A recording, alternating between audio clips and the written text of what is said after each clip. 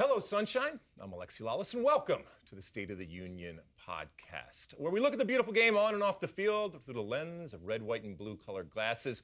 Joining me, as always, my friend, my colleague, my guiding light, David Mosse, and joining us on set today for this edition of the podcast, our good friend, our colleague, Stu Holden. Stu, you look wonderful. Your pants are tight as usual. Happy to be here, boys. Your hair looks great. You were just telling us before we came on air that you had some celebrity sightings this week. Yes, I saw a couple days ago Dr. Dre eating at Boa Steakhouse in Santa Monica, the same restaurant where years ago I saw Steven Gerrard. So I've deduced just based on those two sightings like 5 years apart that is a hot celebrity spot. My favorite game is, does Alexi Lalas know that celebrity? What did Dr. Dre do? Well, he's a rapper. Okay, that's right? a good start. I think he's a producer. Do you know a certain headphone? Do you know a certain headphone? Oh, he did the Bose. No, not Bose. Bose is a what's brand the other of a one? headphone. Beats by Dre, right? He sold it for like $1 billion or Apple, something like yeah. that. So there we go. I can't tell you one song that he does, but I know he's very, very famous, to your point, and popular. All right, so listen, we brought Stu in because we are coming to you this week. And if this is dropping on a Thursday, then we are 102 days out from the Qatar World Cup in November and December. But this is the week when basically we're celebrating 100 days out. I cannot believe that it's only 100 days away. It's going to go like that, and the World Cup will be upon us. And so what we thought we'd do is give you a little primer, bring in, like I said, Stu Holden to talk about some different things out there. And look, we're going to be lucky enough to be in country, in Qatar, bringing it to you every single day, cranking out all sorts of content, especially when it comes to the digital stuff that we do. And we get to go to these games and we get to talk about these games. Stu, in particular, gets to go and call these games with our good friend John Strong. Lots of games. So what we thought is, at least initially, to identify some really, really big games, at least in our minds, that are must-see. I mean, the whole World Cup is must-see, but there are specific games that are out there. I did call John Strong earlier before we came on air, and he was in accord with a lot of the stuff that we came up with here. So, all right, so I'm going to start off with Belgium, Canada, November 23rd in the Al Rayyan Stadium on Big Fox. Now, Belgium, we're going to talk a whole lot about Belgium later on in the show here. Belgium, perennial favorites, but have not quite lived up to billing over the years. And Canada, our friends from the Great White North. Last time they were at a men's World Cup was 1986, so they are back. I'll be fascinating to see what Belgium looks like in yet another World Cup, trying to live up to all the hype, and Canada coming back to the World Cup for the first time. Any problems with that game? I love that game. I mean, Belgium, this is really the golden generation that is bronzed. And probably they're the last hurrah that you're going to see Lukaku and maybe De Bruyne as a part of a group that has a chance to make some noise. I mean, the last time we saw them in a World Cup, they lost to France in the semifinals. They had that great result against Brazil in the quarterfinals where you thought, man, maybe Belgium can go on and win this thing. And they didn't. Disappointing in the Euros, disappointing in the Nations League, and really it's not setting up that well for them. But this is going to be their first game of the tournament against a Canadian team that is just going to be bursting with excitement to be there, super talented, and I think could cause some problems to that Belgian team. I do wonder if some of that feel-good factor with Canada dissipated because of that whole kerfuffle with the federation. So they need to get that back before November. But no, certainly a talented team. Alphonso Davies, Jonathan David. So yeah, curious to see how they stack up against obviously a really talented Belgium side. All right, so when I picked these 5 games, I did it in chronological order. So that's nice of you, so we can plan our weeks ahead. Exactly, and look, like I said, there's plenty of other games that are incredible that we will be working, that you should be watching. But so that was on November 23rd, and certainly the U.S. Has that first game against Wales, which is going to be bonkers and wonderful. But when it comes to these 5 games, England, USA on Black Friday. I think anybody out there, whether you're an American fan or not, is going to tune into that on Big Fox. They have met twice in the World Cup already, U.S. winning 1-0 in 1950 famously, and then 1-1 in that draw in 2010. Keep in mind, this is going to be the second game for both teams in the tournament. A lot on the line. What happens in that first game with the U.S. Wales obviously is going to play a lot and define a whole lot of what happens into that U.S.-England game. But I think a lot of people are targeting this for a number of reasons, not the least of which it has the capacity to be the highest viewed soccer game in U.S. television history. On that Black Friday, after Thanksgiving, everybody home, World Cup going crazy, a November and December World Cup. So a lot of people are there and able to see it and home. And a lot of people are looking for that upset when it comes to a U.S. perspective. I mean, certainly that's the first game I think that every single person here, the U.S. men's national team, the guys that play in England, like that's the date that you circled. Yep. And when we saw the date where it landed, the potential for the viewing audience for that, but also then what that game, I think that game is the one that decides the group. If we're expecting that the United States can advance, if we expect that England advance and that both teams win their first games, that's going to be the game that you think, okay, if we want to win the group, we've got to beat England. In 2010, when we played England, we viewed it the same way. We tied England in that match. It was our opening match. And we felt that at that time was kind of a bonus point because England was expected to smash us. And England, by all accounts, if you look at the way that their press has treated their group, the disrespect out there right now for the way that, once again, they think that England is going to steamroll through this match. I think they will beat Iran in the first match, England. And then they're going to have the USA, and that's the game I think that could get a little dicey for them. And I'm excited for that one. I think that's going to be the one where all eyes and really that kind of momentum moment where we're going to get a sense, the U.S. can get out of the group, but B, can they actually do something when it gets to the knockout stages? If you perform against England, that's going to show the world that you can. I keep talking about this 3-day stretch on Fox. Thursday the 24th, Giants-Cowboys Thanksgiving game. Friday the 25th, England-USA, and then Saturday, just November Ohio 26th, State, right? Michigan at Ohio State, a game of great importance to myself and to both your wives. I'm wondering if they're going to get together again this year. We know how that worked out. It didn't go so well last year.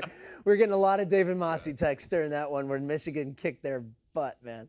I love you. You're such a company man. I love it. I love it. I love that you're able to get that Did in. you go to the seminar last week? I mean, listen, it is going to be the expansion of that tent that already will have been growing because of the World Cup. But even people that aren't into soccer or don't even care much about the World Cup, that is going to be on their radar. And they're going, like I said, they're going to be home, and so it's going to be fun. And let's see if the U.S. again, if it doesn't go well for the U.S. in the first game against Wales, then that game becomes even pressure game, right? Like a game that you have to get a point out of. You got to get at the very least a point out of it. So that's a no-brainer. All right, we talked about our friends up to the Great White North. How about our friends down south with Mexico? Argentina, Mexico, we have seen this matchup play out over the years, whether it's at the World Cup level or the youth level. 1930, there was Argentina, Mexico in a World Cup, 2006 and 2010. 2006 and 2010 were also in those round of 16s. So this effort of Mexico to get to that quinto partido is ongoing, and it is just, there is a blockage there. However, in the group stage, Argentina versus Mexico, I'm salivating because this Mexico team, I think it's going to go in with very low expectations from the Mexican fan base. Yeah. And rightfully so, because they have struggled.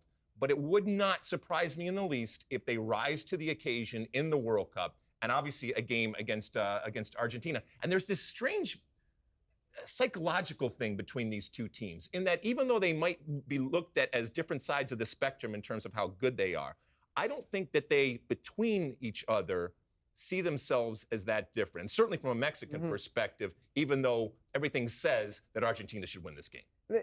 It does, and I've been incredibly impressed with Argentina. We're going to talk about some of this stuff later in the show, but I think that this is a World Cup that Argentina are going in and thinking, we've got a real chance to win.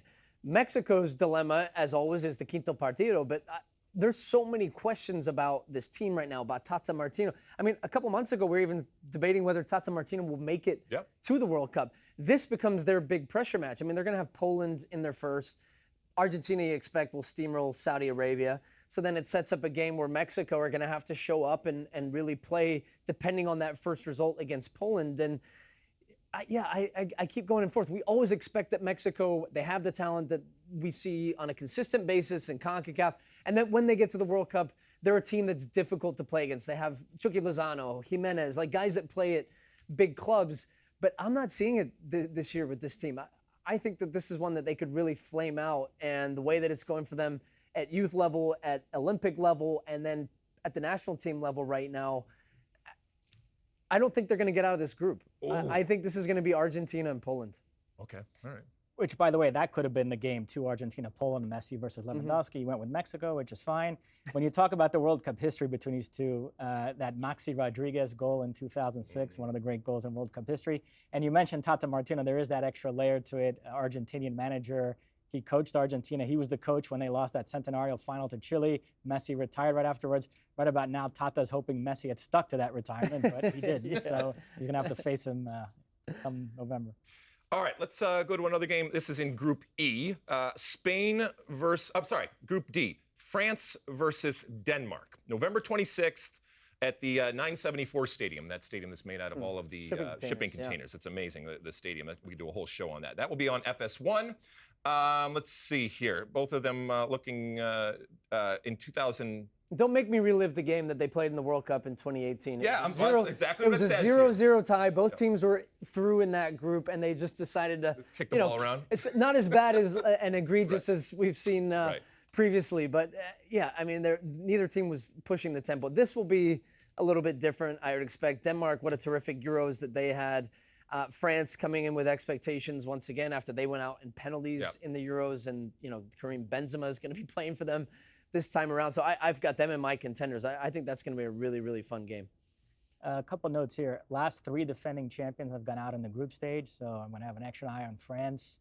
For me, the common denominator there is that these defending champions, the managers have stayed loyal to the players that won them the previous World Cup when there were perhaps better options.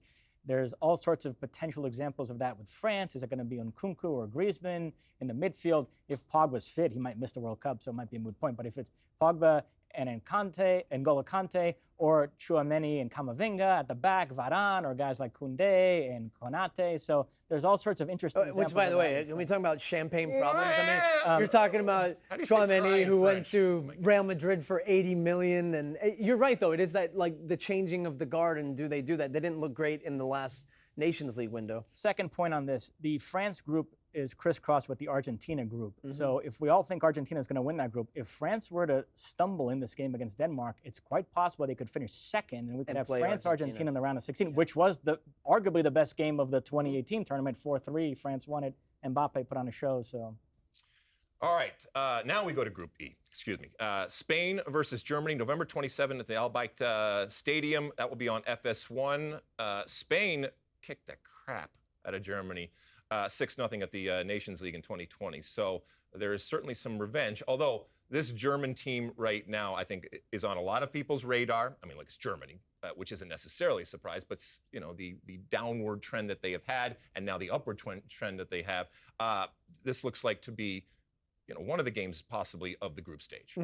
I mean, basically every game we've selected, I think, so far ends up being the game that decides the group between the two best teams. And for this one between Spain and Germany, I think what it does is that the loser of this game, and we're talking about like how it's going to stack up, because I think we expect both of these teams to advance from the group, is that you would face Brazil potentially in the quarterfinals. And, that game becomes a very difficult one when you're thinking about teams that you want to make a deep run. So if you can avoid them, as Spain or Germany can, I love Hansi Flick as a coach, what he's been able to do at Bayern Munich when he was assistant with the German national team and now leading this team. He's been able to kind of change that, the older generation of players, mix it with the new, get this German team reinvigorated after Jogi Löw had been there, 8 years, is it? 10 years? I mean, he had been there. Oh, longer than that. Yeah, longer than that. And they needed this. Germany felt stale. They lost to England in the Euros, and I do think that this could be a tournament, if they win the group, if they beat Spain in this one, that they could cause some noise in this tournament. By the way, that's 6-0 in the Nations League. Ferran Torres scored a hat-trick in that game. I think those might be his last goals for club and country, because his career kind of went into the tank after that. But no, on Spain, I still love their midfield. I feel like Pedri and Gavi are like the second coming of Xavi and Iniesta.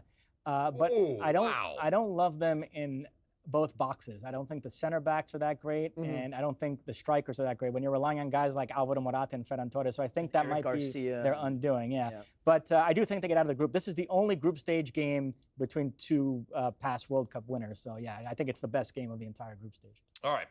And then the last of the 5 games that I have, Group H, Portugal versus Uruguay, November 28th in the Lucille Stadium on Fox, Big Fox again. another rematch from 2018 where these two met in the round of 16, Uruguay winning 2-1 with a brace from Cavani. In Sochi, I did that game. I remember it. And Portugal, similar type of thing, right? I mean, I'm curious what your expectations are for them this World Cup. That game feels like one that I could see them. Although Uruguay is the same, I'm not sure what to expect both of these guys kind of.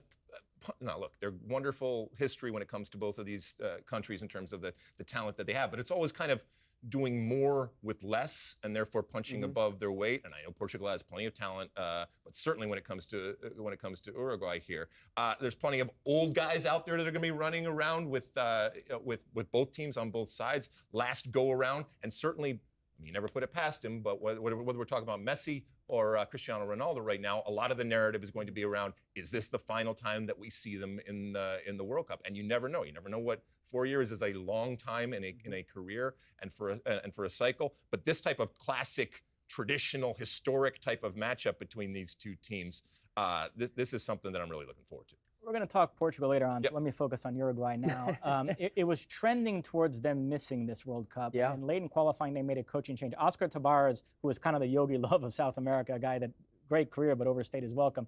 They got rid of him. They brought in Diego Alonso, former Inter Miami manager, coach, yeah. And he did a terrific job. He's reinvigorated them, and I'm high on this Uruguay team. I think they have a nice blend of youth and experience. Yes, you still have Suarez and Cavani, but you also have a Darwin Nunez, a Federico Valverde, up front for them, though? Bentancur, Araujo in the back. So there's some. It's a tough call. It's not going to be Suarez and Cavani together. No. They've more or less ditched that. It's probably going to be one of those two and Nunez. Yeah. No, I agree. I think that's a blockbuster match, though. Once again, and Clash of the Titans. I remember that Sochi match where they played in the knockout stage and Uruguay won, that they just kicked lumps out of each other, those two teams. Cavani scored this world-class goal, and that's where you have the guys at both ends of the field that can make a difference, and they have the stars. We'll see who turns up most on the day. All right, quick, because I didn't ask any of you guys. Belgium, Canada, who wins? Belgium. Canada? I got Belgium too. England, U.S.? Tie. England. U.S. I have U.S. Argentina, Mexico? Argentina. Argentina. Tie. Mexico gets a point there. France, Denmark? France. Tie. France. Spain, Germany? Germany. Tie. Germany. Oh, God, he's shaking his head on that. I got Germany over Spain. And Portugal, Uruguay? Portugal. Uruguay. Portugal. I should have gone with a tie because I was hesitating. But yeah, I'm going to go with Portugal. Anyway, listen, as we said, these are just 5 games, but there are lots of games that will have you salivating every single day. It's going to be fun, but definitely if you're going to mark these on the calendar for many of the reasons that we have and probably many of the reasons that you have out there.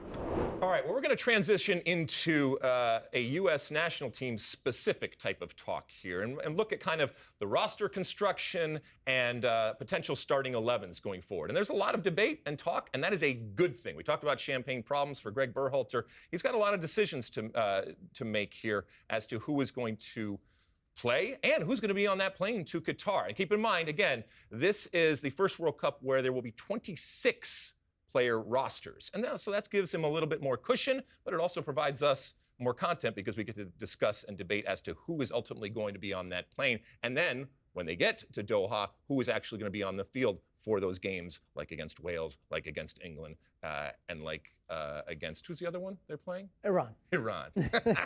All right, so let's start off as we always do in terms of goal right now. Correct me if I'm wrong, and if you disagree, let me know. I would look that Matt Turner and Zach Steffen are definitely on the airplane right now to Qatar. We'll talk about if they're starting or not, but definitely in the roster. The questions would be, which one, because I think they're taking 3 goalkeepers, unless something crazy happens, but I'm assuming they're taking 3 goalkeepers. One of Sean Johnson, Ethan Horvath, or maybe long shot of long shots, Slonina. What do you think? Am I? I think Sean Johnson. You think Sean Johnson? Yeah, the because I think he's going to be the most in form of those goalkeepers. He'll probably make the deepest run in the playoffs with New York City FC. Ethan Horvath's gone out on loan. Zach Steffen's gone out on loan.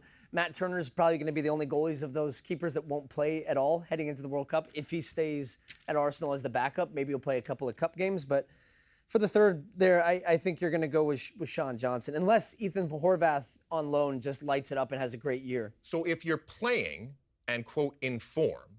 It matters if you're doing it in MLS, but it doesn't matter if you're doing it over in Europe because Matt Turner's not playing, all right? And early days, but Zach Steffen's not in form. But I think when you're talking about third goalkeepers, the part of the equation is personality. Do you fit into the group? Are you I agree a with you, by the way. teammate? I think it's going to be Sean Johnson. Yeah, and are you playing? You think Sean Johnson? Yeah, too? I think so. Agree? Disagree? I agree, Sean Johnson. Okay. All right. Sean John, you're in. There we go. All right. At least you're on our plane.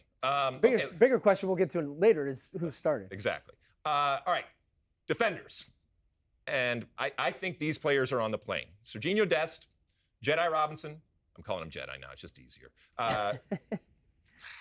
Walker Zimmerman, DeAndre Yedlin, and Aaron Long. But then you have a whole host of other players, right? John Brooks, which is a podcast in and of itself. Chris Richards, Cameron Carter-Vickers, Scally, Eric Palmer-Brown, Bello, Cannon, James Sands. So of those, who do you, well, first off, do you agree that Dest, Robinson, Yedlin, Zimmerman, and Long are on the plane? So I'm going to go from right to left here. Right back, I think if you have Dest who can play right and left, and then you have DeAndre Yedlin, I'd be comfortable taking two right backs there. Center back used to be, I think, a couple of years ago, probably one of our deepest positions when you thought about how Zimmerman, Long, Miazga, John Brooks, Tim Ream. I mean, Tim Ream's got a shout. He's playing for Fulham. He had a good game against Liverpool the other day. He's been out of the mix for about 6 to 8 months now, ever since the one camp that he didn't come into for the qualifiers. I think he's a sneaky, maybe could get in there over John Brooks. Why? I mean, he's not a different player than he was. So it's not like Greg Berhalter is seeing something that he's never seen before. Well, what Greg has done the last 2 windows. So why does he like him now as opposed to? Well, he liked Tim Ream before, but then I think guys jumped above him. Like Walker Zimmerman came in September of last year and has been lights out, played almost every game since that point. But then Aaron Long was with the injury. I don't think he's been the same. I don't think he's a lock to be in there. I think Chris Richards is a lock. I do too, yeah. And I think if he plays at Palace even just a little bit, I think he is going to find his way in the starting lineup. Yeah, Greg likes him too. So, and then left back, I mean, we've been searching for left backs forever. Anthony Robinson is the guy. I don't know if there's anybody else. George Bellows had a terrible time over in Germany, and I don't see anybody else that works their way in there. Maybe Scally has a great year with Mönchengladbach and is in that mix. But yeah, the guys that you mentioned there, I don't see anybody else unless you do, Mosse. But well, this is the first position where roster construction comes into play. When it was 23, it would be a starter and backup at every position, 3 goalkeepers. Now at 26, you get 3 extra spots. So if he's unsure, does he take, 2 backup left backs, figuring that out of one of them will be in good form? I don't know. So, or a guy like James Sands, who's versatile, can play center back and play as a holding midfielder. So it'd be interesting to see how the roster construction goes back there. I think you're going to see the last 3 at each position, defender, midfield, forward, being guys that are versatile, that can play, or they bring stuff off the field, right? Like they're the kind of the glue within the team. They can still play a role maybe, but might not play at all. But a guy like Sands does maybe check that box if Greg wants to play with a back 3, that, Sands can play in the middle and also play as a center midfielder. But even with a roster of 26, you still have to go, I think, if you're the coach of a national team going to a World Cup, you still have to go in with the mindset that at some point I am going to not just need to use everybody, but I'm going to want to. I mean, keep in mind, in 2002, Bruce Arena, the most successful World Cup campaign in U.S. men's soccer history, and certainly in recent memory, he used almost the entire squad. Okay, I think he maybe didn't use one player, but for the most part, and I'm not including third-string goalkeepers or even second-string goalkeepers then, but field players when we're talking about it here. So I think I don't think there's anybody that's just along for the ride. I don't think we're going to do a Brazil thing where we take a really, really young player just to blood him for 2026. I mean, the team already is young, so we're blooding everybody anyway. All right, so I mean, the question would be, do you think Brooks is on the plane? Maybe, but it really depends on, I do think, and Greg has said this publicly, said it here on your guys' podcast, that it depends on where he goes, how he plays in the fall, and that will decide whether he can work his way in. I think he's talented enough. I think his experience would be great. He's actually played a lot of games. I know there's a preconceived notion about him, about his injury history, but he's played a lot of games over the last 6-7 years at a very high level. He didn't become a bad player overnight. It's just that Greg has shifted the way he wants this team to play and press. But think, we're not going to play high press versus England. We're going to be sitting back, probably defending some crosses at times, maybe playing counterattacks. So you can't become a bad player overnight, but you can become a good player overnight if you're Tim Ream? I didn't say Tim became good overnight. Tim is what he is. But then, it's just whether Greg decides that Tim's profile is in but he's what had he wants years in that to decide mix. that, and he's already. But he's kind of been made in the that mix decision. for Greg already. Right, exactly. But he hasn't been in the mix lately. So ultimately, why now Greg's. should you bring him? I bet you were going to see him in the September friendlies. Okay. Watch. Why? Because he's become a good player? Because he's consistent, he's dependable. But he's always been that then. Yeah, but that's not what you needed at the last 2 games or so of the World Cup cycle. Okay. All right. Managers you wanted the do experience tend with to the do younger that. players. They test out some other players they think might have a higher ceiling, but if they don't pan out, they circle back to a dependable veteran at the end. So I think Thank you, to Mosse. Stu's logic, I think the 4 center backs will be Long, Zimmerman, Richards, and Carter Vickers, and then Dest and Yedlin on the right, Robinson, and somebody else on the left. I'm really unsure about that backup left back spot, and it sounds like Greg Berhalter is as well. We don't have one of those. All right, let's shift to the midfield here. Locks for me: McKinney, Adams, Musa. I think they're not only locks to be on the plane, but they're locks to start. Knock on wood that they are all healthy. I think Kellen Acosta, obviously Christian Pulisic, Brendan Aronson, Tim Weah, Gio Reyna. It's a lock, but we don't even know if he gets hurt. But I'm going to put him in as a lock there. And then I think Luca Della Torre has played his way onto the plane. So then you get into the Paul Areolas, Christian Roldan, Jordan Morris, Gianluca Busio, Jordi Mihailovic, if you want to go down there. Anybody there that you think isn't a lock that I said there, or you think should be a lock? I would say Luca Della Torre, only because I'm curious to see how he does at Celta Vigo. He made a move there from Holland. I don't know how much he's going to play for Celta Vigo and at what level, but if he's getting minutes, he has a different profile to anybody else in that midfield. He's a ball-playing guy. I think he becomes important late in games. I don't see him as a starter in any ways. I think we all would probably agree on the midfield starters or who could even start. But he's a guy for 30 minutes if you're up 1 or 2-0, or you're chasing the game a little bit, that can play incisive passes. He's shown that he contribute. I don't know if he's a lock, but I think he gets on the plane. The one I would say is a lock, I think, is Paul Areola. What a year he's having for FC Dallas. He's been excellent for Greg Berhalter. He's been one of his most dependable players over this last cycle. So I think he's a lock on the plane of the names that you mentioned. I think Roldan is a lock too. Really? I think Greg looks at him as this guy is it's not just that you don't cause problems. It's not just he's a nice guy to have around.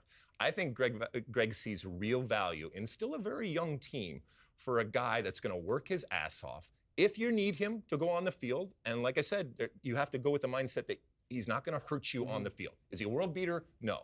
But also the leadership that he brings, the personality, the energy that he brings. I think Greg really values that in him particular. Well, speaking of Seattle, where do you sit on Jordan Morris then? Because he, 2 years ago you would have said he's a lock for sure, right? But coming off the 2 ACLs. I do think he gets in there. I've seen enough from him this season. And by the way, I agree with you with Roldan. I was going to make the exact same point. I think he gets one of those 3 extra spots because of his versatility, set pieces, good guy in the dressing room. I also think Sands, I agree with Stu, he gets one of those extra spots. One thing to note in the midfield is, in the interview he did with us, Berhalter intimated it's going to be more of a 4-2-3-1 with Musa sitting alongside Adams and then more of like an advanced 10 type. So I think that's where Aronson slots in. People keep trying to figure out a place for him as like one of the 2 wingers up top, but I don't know. So then now you're taking out somebody in the 3 then. So who's... No, he's just rotating the 3. The triangle's flipping a little bit. You had Aronson at the top of the 3 in the middle? Oh, so you're taking McKennie then, or... I think he probably views McKennie and Aronson as being that position. So I think he's going to play Aronson on... We'll get to our starting 11 here in a second. But all right. So that was the midfielders. Anybody else? Anything else to say about midfield? No. Okay. No, not for now, unless somebody blows us away these next couple of months. Just keep running. All right.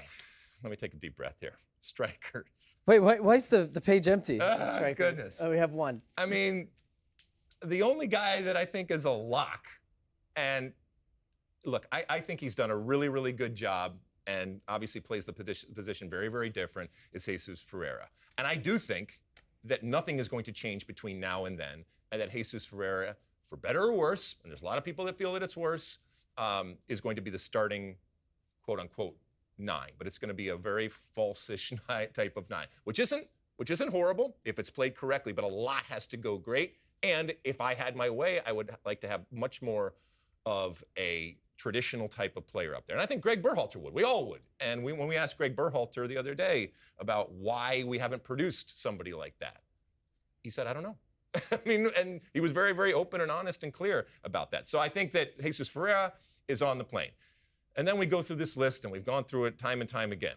PFOC, DK, Vasquez now is coming into play here, and we can talk more about that. Josh Sargent, Pepe, and we've gone through these cycles where we've all gotten excited about it, and it hasn't quite panned out in the way that we wanted. But you can't just go with Jesus Ferreira. You got to have at least some people that entitle our strikers for your national team, I think. Yeah. So Daryl Dike just came out that he's picked up another thigh injury. I think you can scratch his name off the list. Unfortunately, so unfortunate. I mean, he's going to miss September, October, unless he's scoring 20 goals for West Brom in 2 months. He's out, which is a bummer because he was hot for a little bit, but I don't think he has that next level.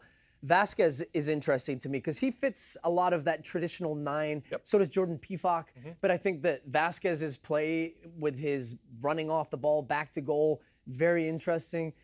Pefok's a guy I think that gets in there. And Pepe, man, I mean, this was a guy that blew onto the scene, was scoring goals left and right in qualifying, red hot, full of confidence, hasn't scored a goal since September of last year, which is crazy. He's almost gone a full calendar year without scoring a goal at the professional level. For a striker, that's not good enough. I don't care how good he was 6-7 months ago. It doesn't matter at this point. So he's got to really work hard to get into the lineup. And ultimately, it's going to come down to who's playing well, who's scoring goals. And, this would be a whole podcast in itself. But the decision by players to be in Europe, where we know that the leagues are better when you think about the Premier League and the Bundesliga and La Liga, but a guy like Vasquez is potentially going to score 20-plus goals in MLS this year and get himself onto the plane because he's scoring, albeit at a lower level, but he's scoring goals. And you have to take a guy that is scoring goals ultimately at the striker position, and that's what it's going to come down to. You have your known quantity in Ferreira. You're going to have a big physical guy profile that's Pefok or Vasquez, and then it's going to be who's the hottest at the moment. Yeah, the way DK and Pepe have fallen off has been incredible. I remember a friendly the U.S. played against Northern Ireland, and DK was really impressive. And in the postgame, Rob Stone was yelling, "This is the guy! We found the guy! This is the guy!" Same in the Gold Cup when he was scoring goals. Yeah, right? We're desperate. And, but the Stu, you hit the key point. The Pefok Vasquez thing on Twitter has really turned into one of those Europe versus MLS deals where there's a type of U.S. fan that can't conceive that a guy that's scoring goals in the Bundesliga isn't going to be taken over a guy that's scoring goals in MLS. And so, I think, by the way, there might be room for both of them. I think that other extra player, I mentioned Santos and Roldan, it might be Ferreira and 2 other center forwards, and just give yourself as many options as possible once you're already in Qatar. Because you're thinking the system and the way that Greg wants to play with the one striker, really it's like a break in case of emergency type situation with one of those strikers. If you're down late and you're like, who can we throw on that's going to cause havoc here and chaos, and we're lumping the ball in the box, and set pieces is dangerous. That's why you need a guy like Pefok, like Vasquez, who could also start a game you'd be comfortable with, but you're going to go into that tournament probably as it stands today with Ferreira as your starting forward. Yeah, and we're not jumping for joy at that. Right, and we don't have that plan B, and we don't have that different look. And that's why the DK injury and the lack of progress and evolution of him hurts so much, because he provides something that nobody else, even in this group right now, can do. And so that's a big loss. All right, here's what we're going to do. I'm going to give you my starting 11 position by position. I love this. Okay? I love this. You agree or disagree? And if you disagree, then you have to put somebody else in there. I don't think we've ever agreed on the lineup. Who it should be or who it will be? That's a good question. This is who I would play. Okay. Okay. And if I feel that Greg, look, I think Greg is going to play Jesus Ferreira in that striker position. I don't think anything is going to change, and I think he's going to play Jesus Ferreira. But anyway, let's start in the goalkeeper. I have Matt Turner. Agree or disagree? And if you disagree, who would you play? I agree. I would play Matt Turner. If you saw Zach Steffen, by the way, his debut against for Middlesbrough the other day was not great, and I haven't been and I'm not going off of one game, but I've just not been convinced by him over the past year and a half since his Man City move. Quite frankly, not playing regularly has really stunted, I feel, his growth and his confidence. So let's see what happens. So it's not really playing regularly then. It's playing regularly and playing well. But I think, yeah, of course, yeah, playing well. I mean, playing all the time and being a terrible goalkeeper. The reason why Matt But Turner didn't screw up this weekend because he was on the freaking bench. Well, I was going to say earlier when we were talking about positions, maybe the smartest strategy by Turner was saying, hey, these other guys are not playing well. I'm just going to not play, and I'll start in November. I think Turner is the much better goalkeeper. I'm not a Stefan fan. I predicted England to beat the U.S. earlier. It's because I think Stefan will start, and he'll probably commit a howler in that game. So I would absolutely play Matt Turner. I do think Turner's a better shot stopper, and ultimately that's what I want. I don't need a guy who's going to play the best 30-yard diagonal. Just save the ball. All right, I'm assuming back four, right back, Dest, agree? Yep. Okay. Center back pairing. I'm going to go with Zimmerman. And I'm going to go with Aaron Long. Agree, disagree? Mosse, you go first this time. Yeah, I think there's a chance for Richards to beat out Long, but I am worried about his lack of playing time the next few months for Palace, so that could undermine that. So it's a soft agree. Okay. It's a hard disagree for me. I think Chris Richards needs to be in there, and I think it's Walker Zimmerman for now. So it's Chris Richards and Walker Zimmerman. Okay. I would be comfortable with that. I think you have the experience and the leadership of Walker Zimmerman, both great in the air. I think that Chris Richards is a good athlete. He has speed. He can defend in a high line. I just think that Long and Zimmerman are too similar. And I like that Richards also, when he was on loan at Hoffenheim last year, played as a left center back, can pass with his left foot and his right foot. Can I change my vote? Stu won me over. Okay. Yeah, Zimmerman and Richards. Zimmerman. I like it. Okay, got Thanks, it. Mosse. I guess I should have done this from the beginning. Do you think that Greg Berhalter is going to start Matt Turner in goal? Who do you think Greg Berhalter is starting in goal? I think he wants to start Stefan. Who is he going to start? Did I I think stutter? He'll start Stefan. Okay. Yeah. What do you think? Who do you think is going to start in goal? It's Stefan. The hardest positions in this team are center back, I think he's going to start goalkeeper, and all right? forward. And I think we're in agreement that he's going to start Dest at the right. I think he's going to start. Do you agree that he's going to start Walker Zimmerman as one of the center backs? Yes. Yes. Do you think he's going to start Richards? Yes. I do too. Even though I would start Adams, I think he's going to start Richards. I think we all agree that Jedi should be on the left back and wrap him in bubble wrap until then because we have nobody else. May the force be with him. Right. And that Greg would start him. Yes. All right, so we've done the back four. The three, nothing changes for me in the three that are going to be in the middle there. Yep, MMA, right? And I don't think that Greg starts anybody different, okay? And look, I know you can get all crazy and say, oh, it depends on the situation, who you're playing. No, all right? Just play the game the way it's meant to be played here, okay? Yunus Musa will be the breakout star of this World Cup for the USMNT. You're a big fan of him. I'm a huge Musa fan. Like, I think he's the best, potential to be the best player on the team. Not the most skillful, not the, a guy that I just think is unworldly different. Like his ability to get out of tight spaces, his balance, his power, his strength, his passing. If he can add just the goal and arriving in the box like McKennie, he's going to be the breakout star for the U.S. Remember after that El Salvador Nations League game in the slop, you I was on top back running into the control room. You're like, if ability. Musa adds goals to his game, he's a 60 million. Yeah, 100%. Even if he does, I mean, that acceleration to break free and split lines with the ball on the dribble is Valencia is a good club and a big club in Spain, but I think he should be at a top four club in one of the top three divisions, hands down. All right, and I don't think Greg's going to do anything different in that three, Nope. if everybody's healthy, obviously. All right, so now we get to the top three here, or the front three here. I think everybody agrees on the left-hand side, Christian Pulisic is going to start. Knock on wood, he stays healthy, and I think that's what Greg's going to do. Yes? Yes. Yes. Here's where I would differ, and nothing has changed from a couple months ago when I gave you my starting 11, in that I have to find a way to get Brenden Aaronson in my starting 11. And I might be shoehorning it, I might be, putting a round peg in a square, a square hole, but I have to find a way. And so what I did was I put Weah in much more of a false nine-ish position and put Brenden Aaronson. So those three, they can kind of go anywhere. And I know that's not ideal, and I know it's being a little disrespectful to Jesus Ferreira, but that's what I want to do. The interesting question is, if you asked me if Jesus Ferreira has to start, then who is that final position over there? I'm going to ask you, if Jesus Ferreira has to start, who plays on the right side?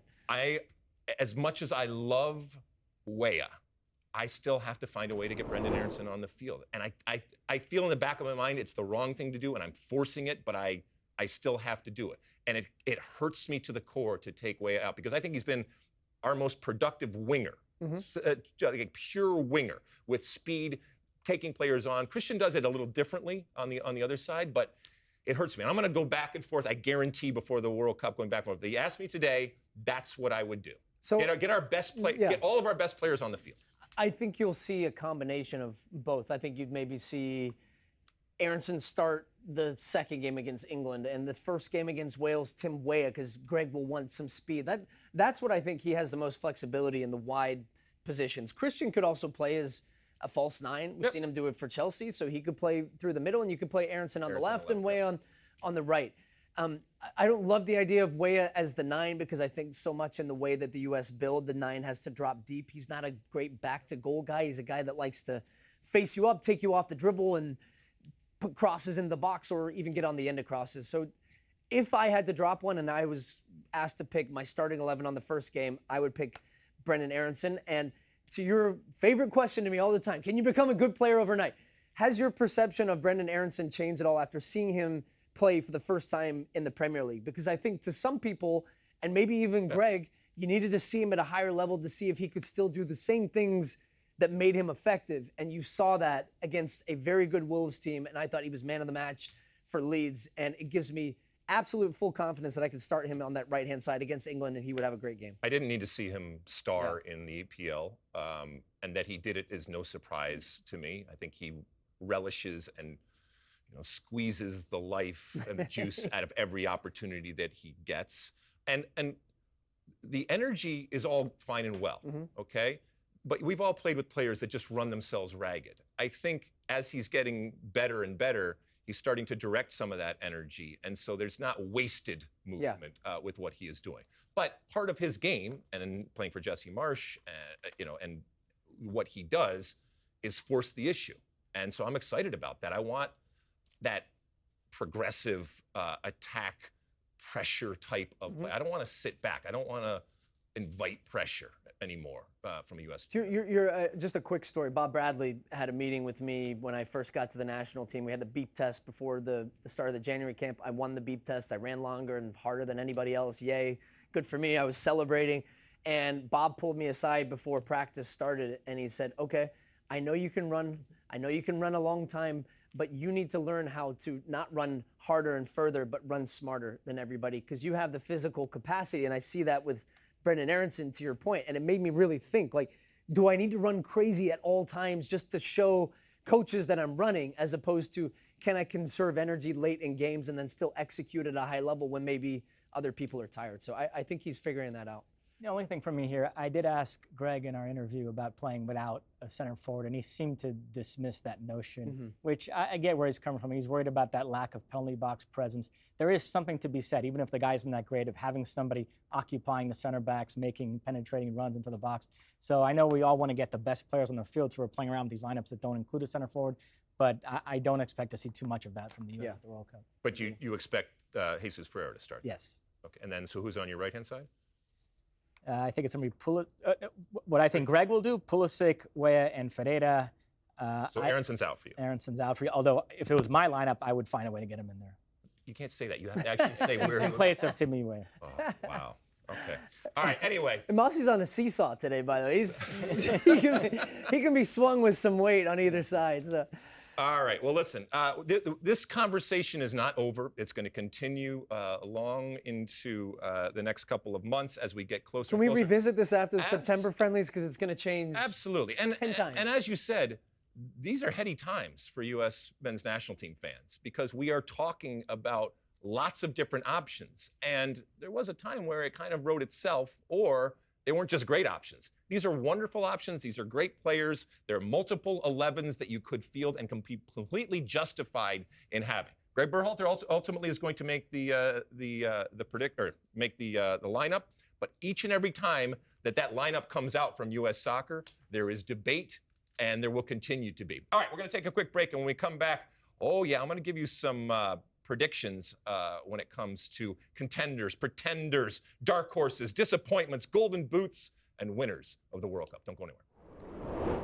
All right, welcome back. As I said, we are going to do some pretenders and contenders, some dark horses, some disappointments, golden boots, and winners when it comes to predicting what's going to happen in November, December in the Men's World Cup over there in Qatar. All right, let's start off with contenders. And I had to go back and revise my prediction here because I think what this is trying to say is, yeah, it's easy to say Argentina and Brazil and that kind of stuff, but give us somebody that not a lot of people would predict would win. Not necessarily because they're not big teams or they haven't done stuff in the past, but for this particular World Cup. And so that's ultimately what I came up with. And so for me, the contender is Portugal.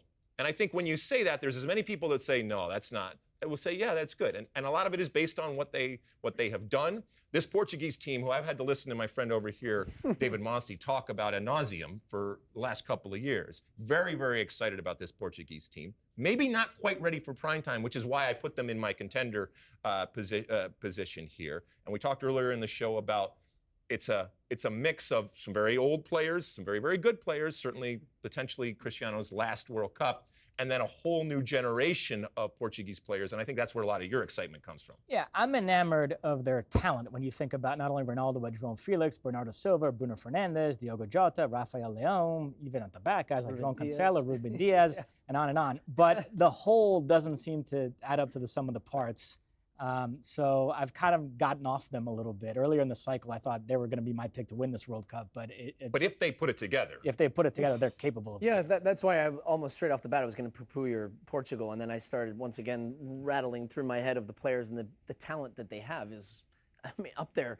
If you did a value of the squad, yep, and from an individual perspective, I think Portugal would probably even be above Argentina and some of the big teams that we're thinking about as contenders for the World Cup. Because, I mean, multiple of these guys have gone 50, 60, $70 million plus transfers.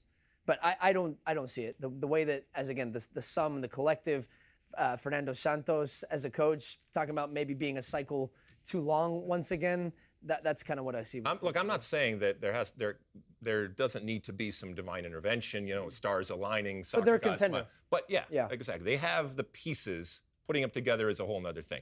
Who do you have then? I have Germany. Okay. So I guess traditionally a big name, World Cup winners 2014, a team that went out in the group stage in 2018. Rebound. This is a rebound. Yeah, this is the rebound year. And I think that they're reinvigorated. I like their coach. I said earlier in the podcast, I think that Hansi Flick just has that Carlo Ancelotti type feel for players, but also very tactically sound.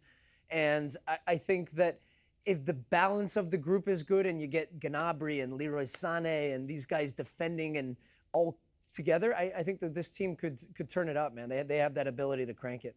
I'm with Stu. Since Hansi Flick took over, it got very stale there in the end with Jogi Löw, but since Hansi Flick took over, they feel like Germany again. I think this Timo Werner move back to Leipzig will do them a world of good. So yeah, you mentioned it with Thomas Muller pulling the strings and guys like Sané, Gnabry, Havertz, Werner, Musiala emerging, Kimmich, Goretzka, Gundogan, Rudiger at the back. They are loaded. I think Germany go far in this World Cup. All right, so now we go to pretender. And I think, and please correct me if I'm wrong, we all have the same team. And we mentioned it earlier when it comes to Belgium. And this is a team that is worthy of your attention and has been now for multiple World Cups. I mean, in all of our research and our preparation for previous World Cups. Golden generation. And look, it stands out on paper. And to be fair, it has stood out individually and at times collectively from this team. Nobody is going to cry for Roberto Martinez in terms of the talent that he has.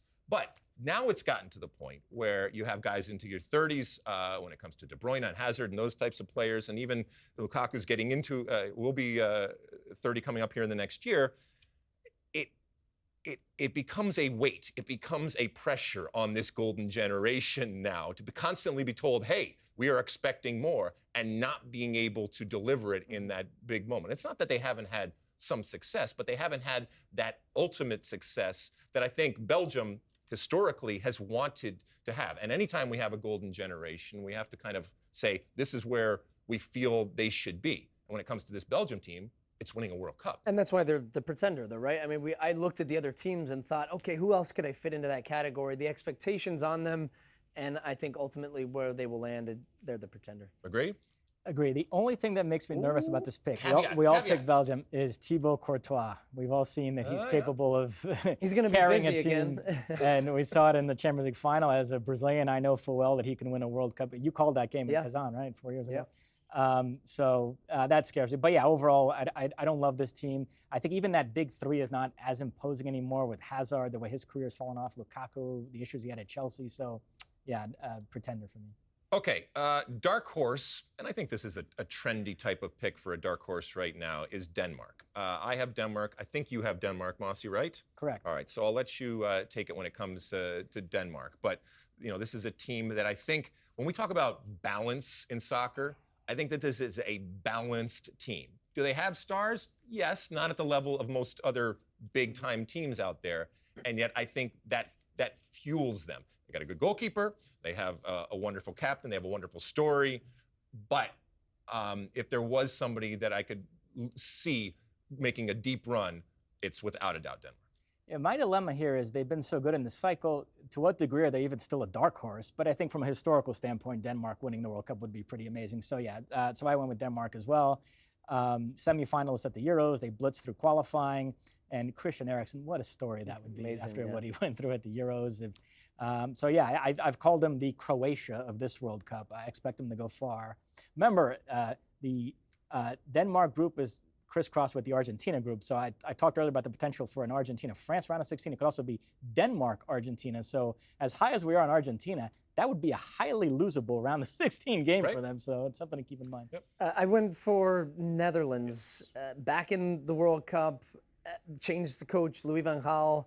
Our friend Frank de Boer was a short stint over there. But this team is stacked with talent. Again, you think about Memphis Depay, Frenkie de Jong, Virgil van Dijk. So they're in that Group A with the hosts, Qatar. They've got Ecuador as well. And I think that group then matches up with the US's group for the second place game. So, you know, if Netherlands win that group, you could see a USA-Netherlands in that next round. But it's a team that, you know, I was trying to go non-traditional and think of teams that could make a run. And I think that Louis van Gaal has really been able to find a nice mixture of changing the formation. And they're not the traditional Dutch 4-3-3 that you would expect. And they're really pesky. Difficult team to play against. I thought that was a really good pick by you. I was impressed with them in the Nations League games we just did. Yeah, that's a good shout. They smashed, was it Germany that they beat? Or I forget, they beat somebody 4-1 that was really impressive. All right, well, they impressed Stu, so he's going with that. All right, disappointment in the World Cup. Belgium. Team that will really piss off their fan base, if you will.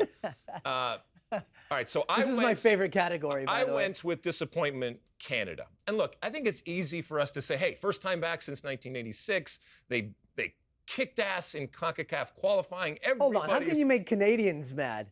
Yeah, that's true. They're just happy to be there. That is true. Yeah, I mean, that's a stereotype. How dare you? How dare you, Stu? I have seen plenty of Canadians get Hold pissed on, they off, finished okay? first in CONCACAF, so we can't say that. But I'm saying, like, no, but do you think they're going to be disappointed being back at the World Cup for the first time in not disappointed 86? being back in the World Cup, but I think relative to what they did to get there, relative to the expectations that we have, to the talent that we have, to, again, whatever the Canadian translation is for golden generation, this is the way that they are looking at this team, finally bringing them back to the promised land.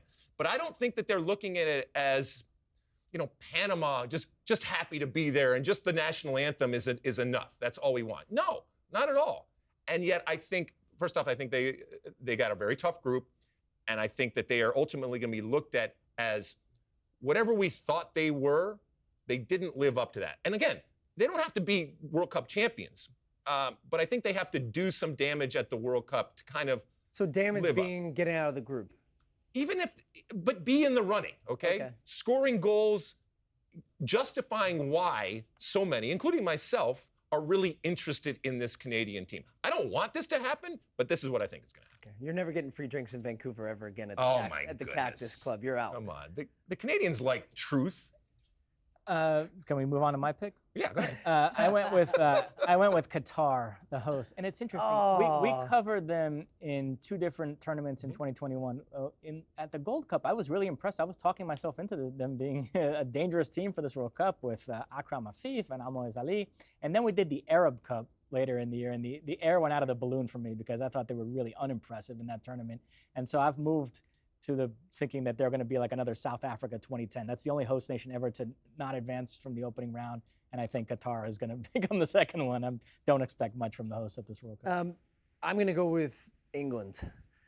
And you nailed it on the head when you said a team that's going to piss off their fan base. Yeah. But the expectations for England going into every major tournament are that they're competing for the actual title and that they all think they can win. Semifinals in 2018, finals of the Euros that they lost, Southgate still at the helm. If you saw the last round of Nations, why is that unrealistic? And those expectations. If you saw the last round of the Nations League, no, that should be the expectations. Okay. They have the talent, but I'm saying that they're going to fall short of that. And so going out even for England in, say, the round of 16 or the quarterfinals, I think they get through the group no problem.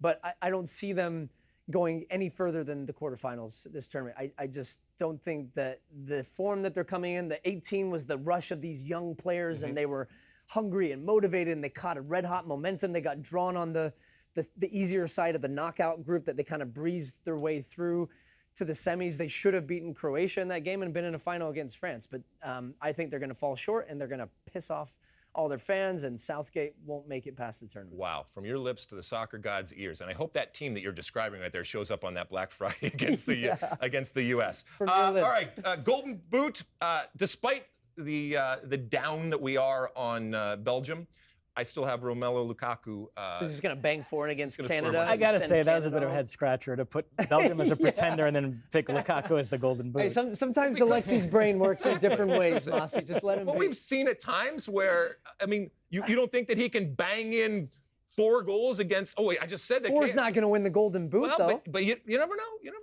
know. You changed it. No, I'm not changing. You're going to change it in September. I'm going to give you a little blast from the past here from your World Cup. An Oleg Salenko situation where he scores a bunch of goals. And that's before Stu's time. I don't think Stu knows that. Things happen. All right, so anyway, I got Lukaku. Obviously, you guys don't agree.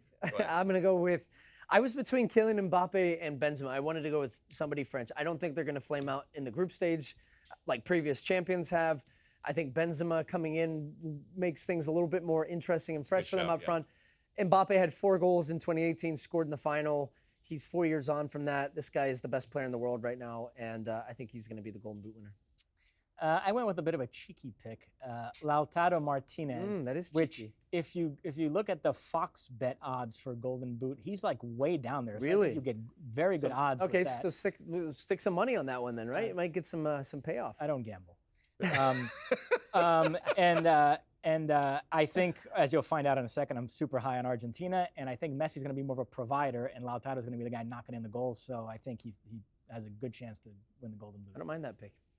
Yeah, I don't either. All right, as you mentioned, I like it a lot better than Lukaku. I think a lot of people do. All right, so let's get down to brass tacks here. Winner of the 2022 World Cup. I have Brazil. Okay, again, this is a World Cup not being played in Europe. Okay, I know it's close to Europe, and there's plenty of Europeans, but this is a unique World Cup. I have Brazil yet again victorious. And the interesting thing is, my Brazilian friend over here has who? Argentina. Oh my God. And by the way, it was between those two for me. I think South America wins it. Hasn't won since 2002. Yeah, Brazil. So I think they're due. The reason I give Argentina an edge over Brazil, I actually think Brazil has the better squad, 1-26. But for Argentina, the pieces fit more neatly into a starting 11. I think Scaloni already knows the 11 he's going to play. It's going to be that 4-3-3 with Paredes, Lo Celso, and Rodrigo de Paul in the midfield, Di Maria, Messi, and Lautaro. While Brazil, we were talking about this over text message, Chichi still has a lot of questions. It's not unlike the U.S.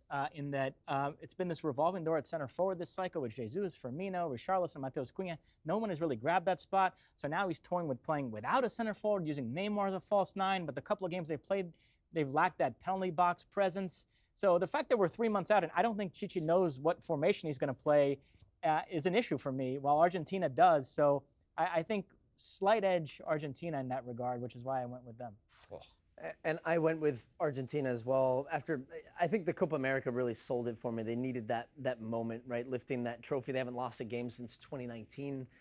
And I love the way that Scaloni, to your point, has fit the pieces in. DePaul, what a great player he is. I love his engine. I think up front, Martinez has taken the reins of that center forward position.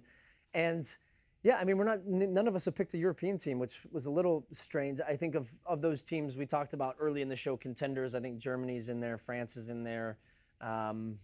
Those are the two, I think, best of the European teams that I think could win it, but I'm going to go with Argentina. Listen, it absolutely can happen. We've talked so much about the balance that this Argentina team has. I mean, look, Argentina can show, right? We know, all right?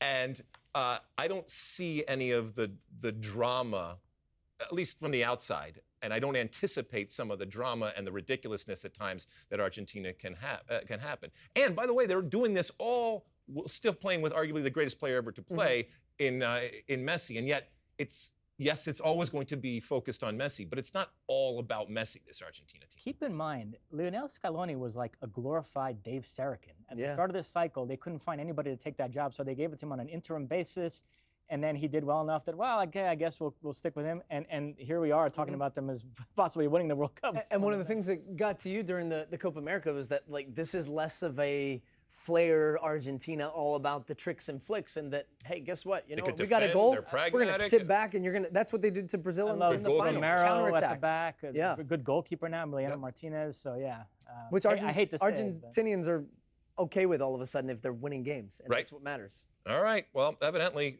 Europe and the rest of the world, other than Brazil and Argentina, at least according to us, out of luck when it comes to winning the World Cup. All right, we're going to take another quick break. And when I come back, I will give you my top 5 U.S. men's national team World Cup moments in history. Don't go anywhere. All right, welcome back. Well, with a men's World Cup approaching, we thought we would take a look back in history because, World Cup is an opportunity for some nostalgia and, like I said, some great moments in history. And so what I thought I would do is give you my top 5 moments in men's national team World Cup history. All right, we're going to start 5-1. So this is number 5 here. And listen, this is mine. Feel free to disagree, whether you guys on set or anybody at home. I love your disclaimers all the time, too. At Alexi Lalas. Whatever, floats my boat, whatever gets my juices flowing, that's what I put in. Some of you will agree with some of these. Some of you won't. All right, number 5. Back in 2006, you remember that back in 2006, World Cup? We played Italy, the eventual winners of the World Cup. And it was a spectacular game, but also had spectacular moments, including Brian McBride's face getting smashed and bleeding all over. And obviously the result is important. You end up getting a tie against, as I said, the eventual winners of the World Cup. Now, this wasn't a great World Cup by any stretch of the imagination when it comes to the U.S. However, this is about moments, and this is about iconic moments.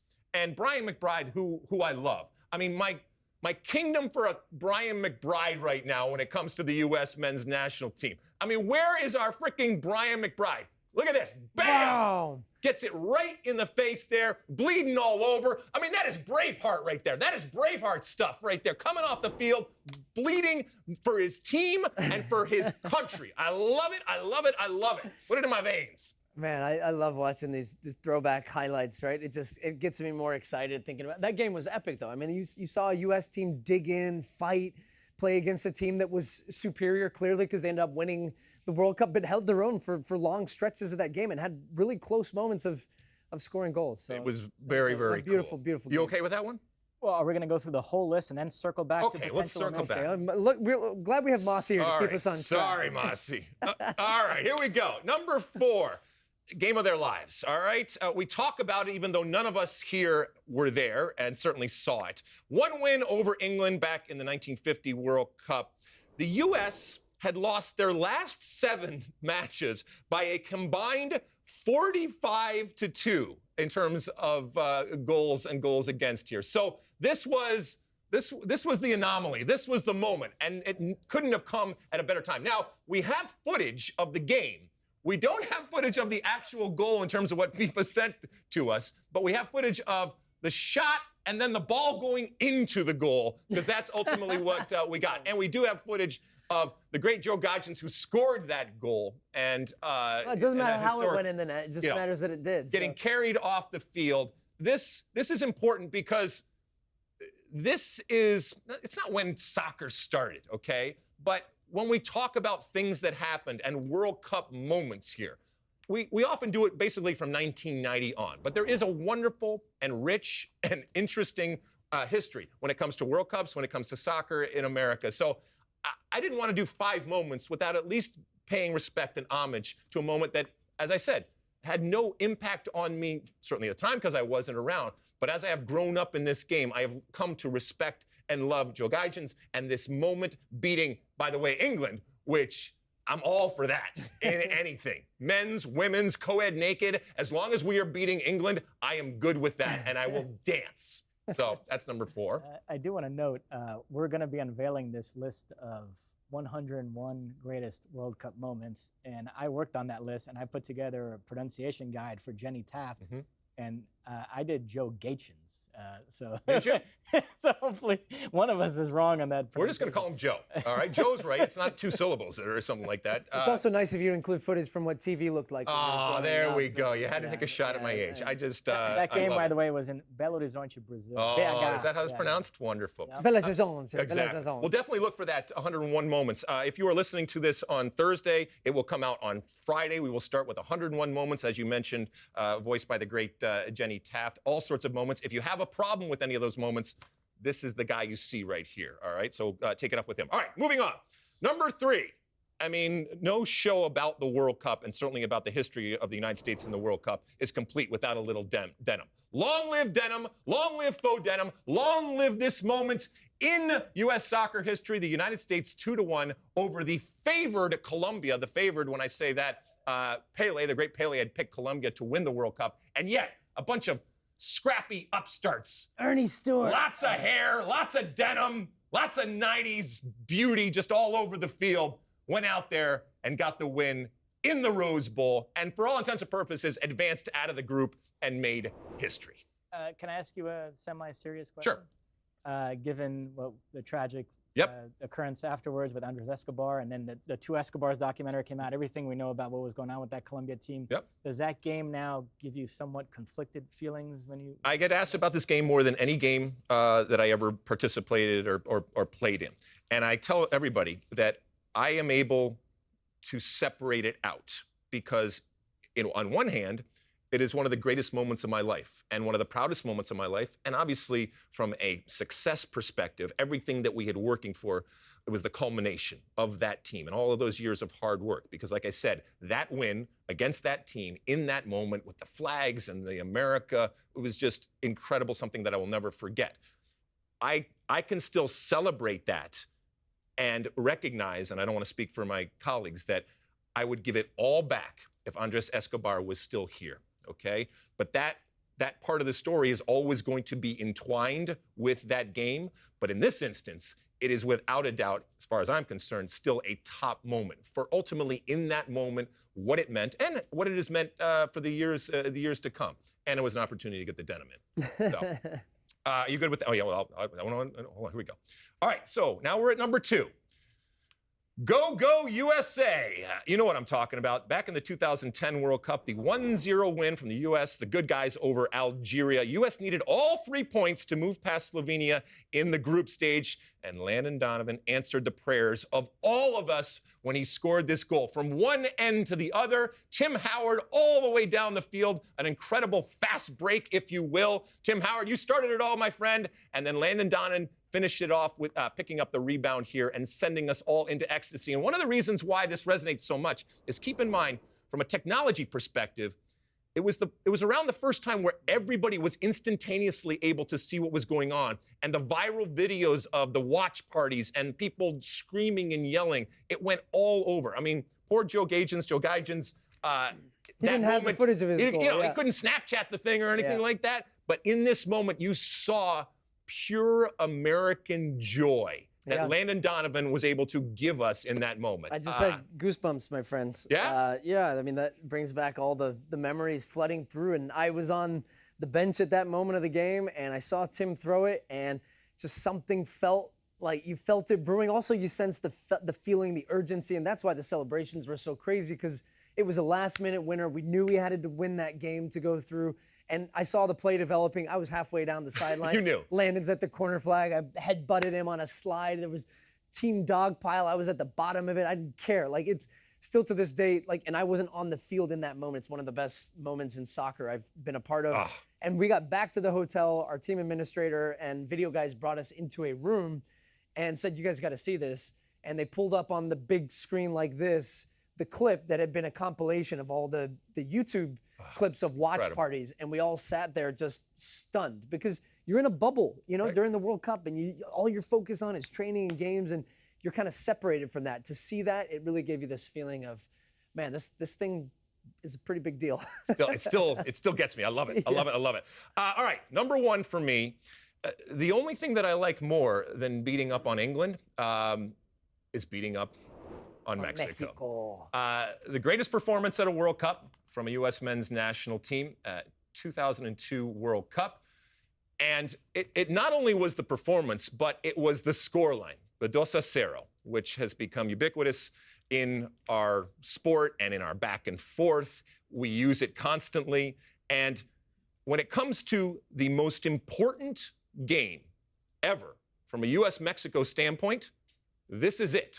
So we can scream and yell about different things and going back and forth, but until we face Mexico again at the World Cup, the pinnacle of the international sport, this will continue to live long, and 2-0 will continue to live long.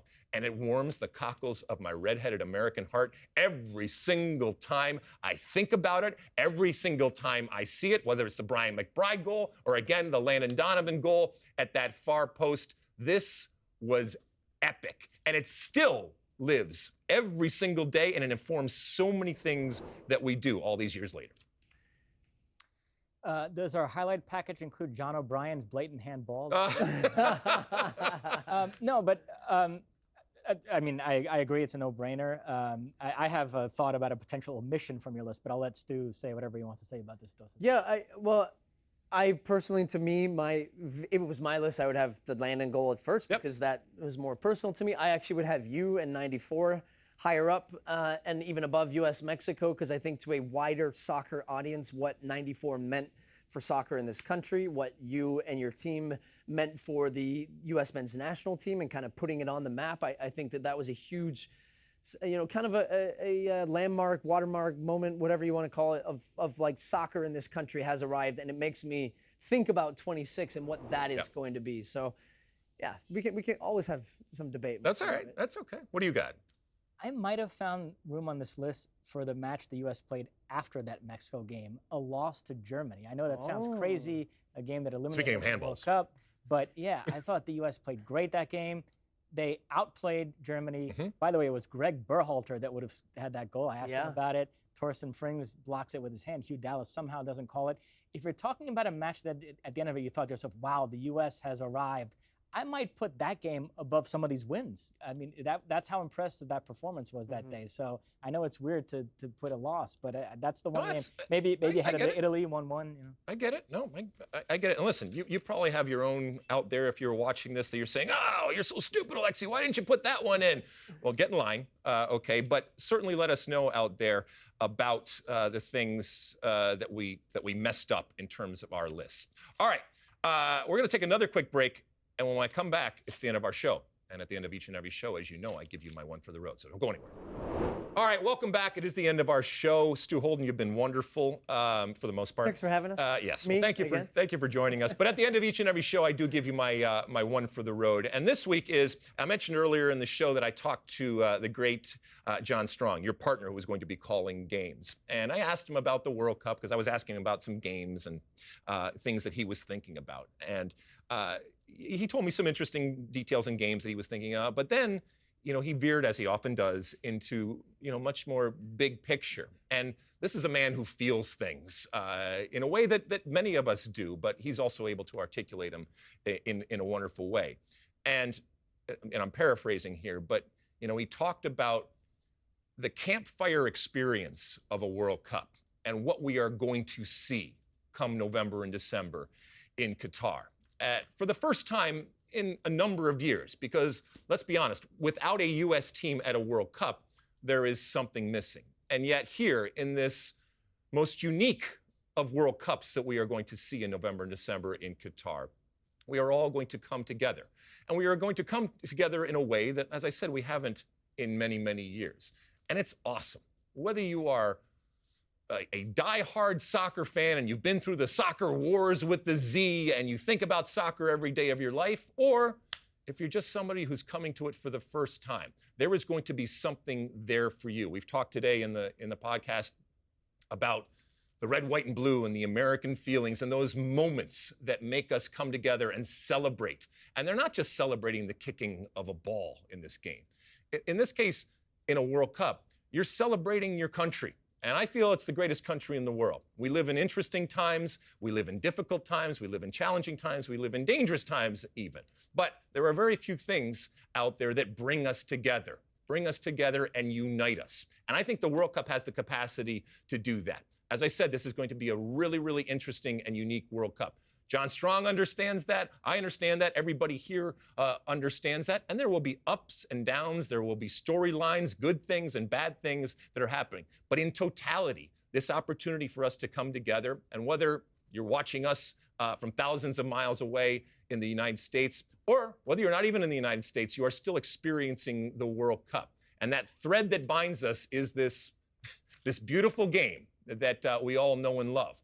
And it's inviting, and it's inclusive, and it brings so many people into the tent during a World Cup. And I, for one, and I don't want to speak for you guys, I am so excited about that opportunity that is going to be laid before us. And we have to take advantage of it. We have to take advantage of it. We cannot afford to waste these incredible platforms to bring everybody in and expose them to the game that we know and love. And expose them in a way with the pageantry and the color and the excitement and all the different things that the World Cup is. So, 100 days from the World Cup, it's going to come like that. And when it does, you better be ready. And we will give you so much content when it comes to the things that we do on Fox. And we can't wait to bring it to you because, again, it's going to bring people together. And there's very few things in life that do that. And so we're proud of the opportunity to do that. A couple of orders of business here. As I mentioned in the last pod, we are expanding with content. We also are expanding when it comes to our Twitter handles and social handles out there. All right, so Twitter, at SOTU with Alexi. That's at SOTU with Alexi, State of the Union with Alexi, okay? That's going to be on Twitter. That's also going to be on Instagram. That's also going to be on TikTok. And that's also going to be on Facebook. Also, we're going to have our own dedicated channel when it comes to YouTube. Look up State of the Union on that one. That one's not SOTU. Just some housekeeping there. But we're very excited.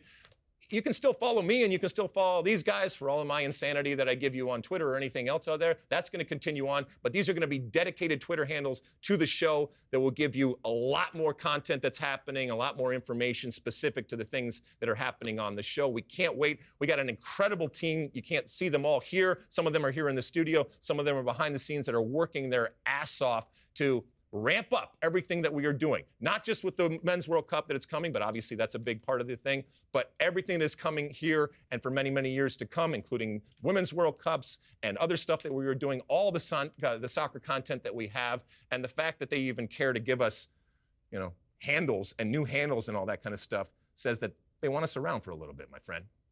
I've dubbed Stu Holden the David Brenner of this podcast. Today, he extends his lead as the most frequent guest on the State of the Union podcast, and the man delivers every time. Every single time. Every single time. Before we go, any thoughts 100 days out from this incredible World Cup that is upon us? Yeah, I've been thinking about how and when I'm going to start my preparation for this tournament. And actually, I view the upcoming September window as really, as all of us, it's going to be our last opportunity to see all of these teams, including the United States, in their last games before an actual World Cup. So I'm going to be analyzing, taking notes, watching games, sat in front of my TV and thinking about, man, we are 100 days away from all being in Qatar around that campfire, going game after game after game to day, covering what we've all stated today is the best sporting event on the planet.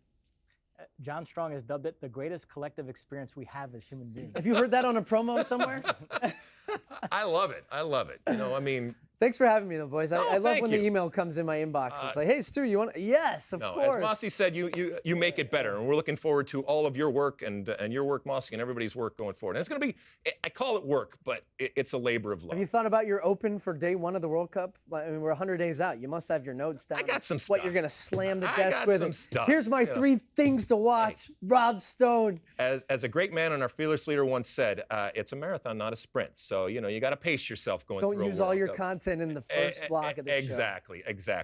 All right, my friends, thank you for tuning into the State of the Union podcast. We will be here each and every week, and now we will be here a couple times a week going forward. So we're really excited about that. Thank you for downloading and reviewing and subscribing and doing all the different things that you do. Until next time, for Stu Holden, for David Mosse, I'm Alexi Lalas, and as always, size the day. You like that clip? Well, my State of the Union podcast drops every week. Subscribe now on Apple Podcasts, Spotify, or wherever you get your podcasts.